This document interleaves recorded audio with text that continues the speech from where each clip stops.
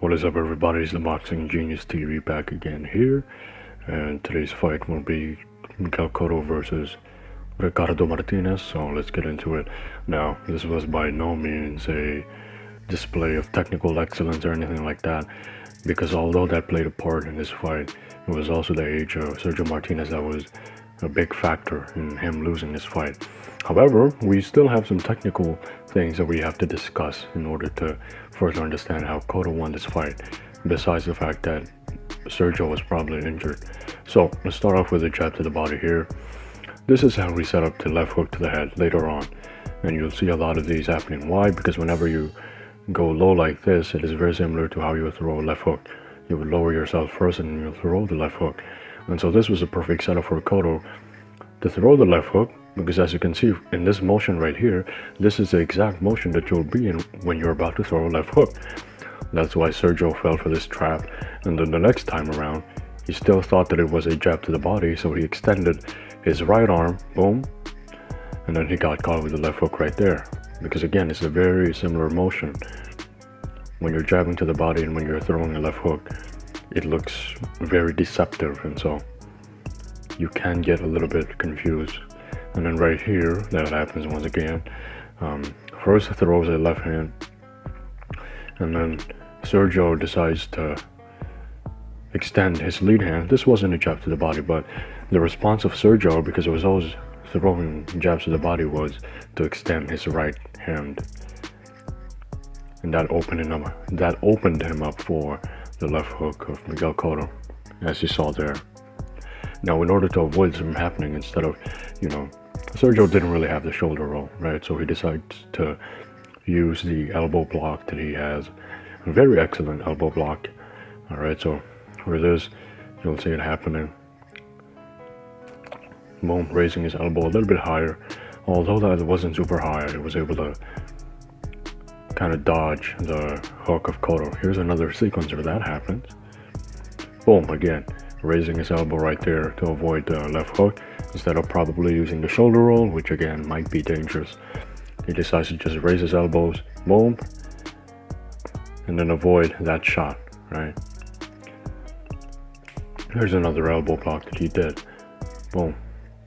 Wasn't so much of an elbow block, he kind of combined a slip to an elbow block, but as you can see here, he still raised it a little bit there. If he didn't dip, he'd probably go for the elbow block, but he didn't. Alright, so now let's see some counters that he did, right? Not just the act of defending the punches. Let's see how he actually responded and countered Cotto with all the left hooks that he was getting hit by. So one of the things that he did was his check hook. Check hook is sort of straight, as you can see here. Some people will even call it a jab, but I think it's more of a right hook. Right, and then there he did it again. So he threw two check hooks here, boom, lean back a little bit, and then there, again, another check hook. Some people will call that a jab. I think it's more of a check hook, but the trajectory is a little bit straighter. That's the difference. All right, here, again, some people may say this is a jab or anything or something, but I think it's more of a hook, more of a right hook that follows through, right? If it's a jab that follows through, okay, but I still think it's more of a right hook. So besides the right hook, he also had the jab here.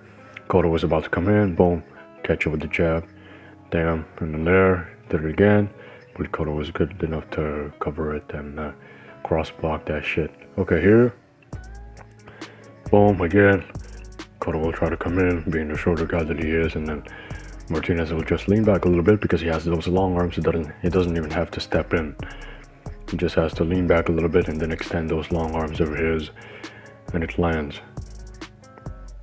Again here, Cotto will try to step in. Moravilla just fucking leans back a little bit and then throws the jab. Boom, here, instead of going for the jab, Cotto decides to leap in with the left hook. Boom, and then Sergio just steps back a little bit and then throws the jab right to the left side of the face of Cotto. Very good counter, but we'll see how Cotto eventually figured him out. Over here we have Cotto again trying to enter, and then Sergio realizes that Cotto is already close, so he decides to throw a triple jab, 1, 2, 3, while moving to the right side, and then he decides to throw a left hand.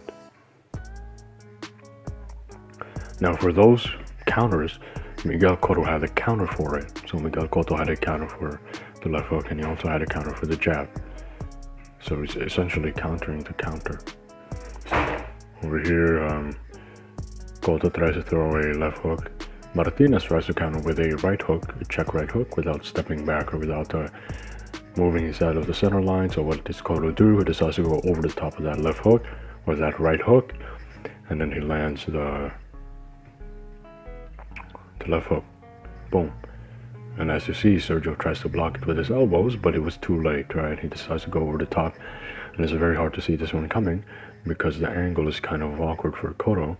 So Sergio probably thought that he won't be able to land the left hook from this position, but as we said before, there's a thing called off-angle left hook, and a lot of fighters have been using it. Boom. It's hard to see it coming. Here, it's going to be a counter to the jab, right? He decides to go over the top of the jab. Now when Sergio is jabbing, he cannot do the elbow block. Why? Because his arms are extended. He cannot raise those arms up to block and to use his elbows to block the left hook. So Cotto takes advantage of that. As soon as Sergio throws a straight punch, he decides to throw a left hook, and then Sergio tries to recover by throwing a jab, but it was too late right there. Over here again, it will be the jab. Boom. Sergio tries to jab Cotto, and then Cotto decides to throw a left hook. Luckily, Sergio was able to dip down and avoid that punch. Alright, let's see this now. Again, this is another right hook counter that is being attempted by Sergio. So he starts off with a straight punch. Boom. And then while they're on the inside, Sergio will try to sneak in on a right hook, but it's too late. Why? Because Cotto is already going over the top of that arm. And then Sergio tries to block it with his elbows. Again, it's way too late because his arms are extended. You see this one? If your arms are extended like this, it's hard to raise that elbow up in time.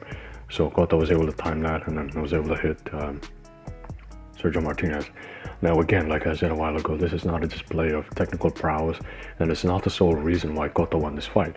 One of the main reasons was the legs of Sergio Martinez. That's why most people don't really call this an upset, because they knew that Sergio was already too old and he's probably going to be injured in the middle of the fight. His legs won't be as fresh. And so what Cotto decides to do after he pressures and brutalizes Martinez, it was in the later rounds, he decides to outbox him. What does that do? It forces Sergio to work, and it forces Sergio to move. And that's exactly what the commentator said. So around here, instead of pressuring him and going forward, he decides to back up a little bit and then inviting Sergio to chase him down and move his leg. Right this way, Sergio will be tired, and Sergio will slowly tax his legs out to the point where he can't stand anymore. And it's a great strategy because he's already injured, so instead of trying to pressure him and forcing him to plant his feet in the corner, why not force him to move? Why not force him to pressure you? Why not force his legs to go around the ring? So by Cotto outboxing him, he decides, or he forces Sergio to move his legs and work, instead of just staying in the corner and allowing himself to be punched. Again, over here, he decides to move side to side. Boom, pivoting, moving to the right, forcing Sergio to follow him, forcing Sergio to use his legs and put some work in. And then here he backpedals, moving left and right, so that Sergio won't just stay in the same place, and Sergio will be forced to move his legs, which has already been injured and which is already severe, and it's in a severe condition. Again, here you'll see the same movement from Cotto.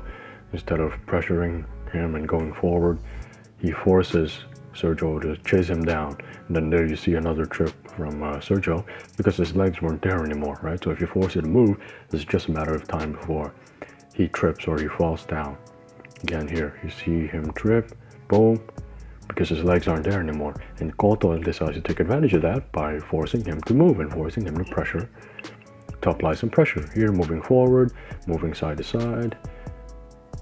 Instead of just being flat-footed, Cotto decides to outbox him and move around, so Sergio will be forced to follow him. And then over there he tripped. So that's exactly how I saw the fight, right? It wasn't very technical. It was just a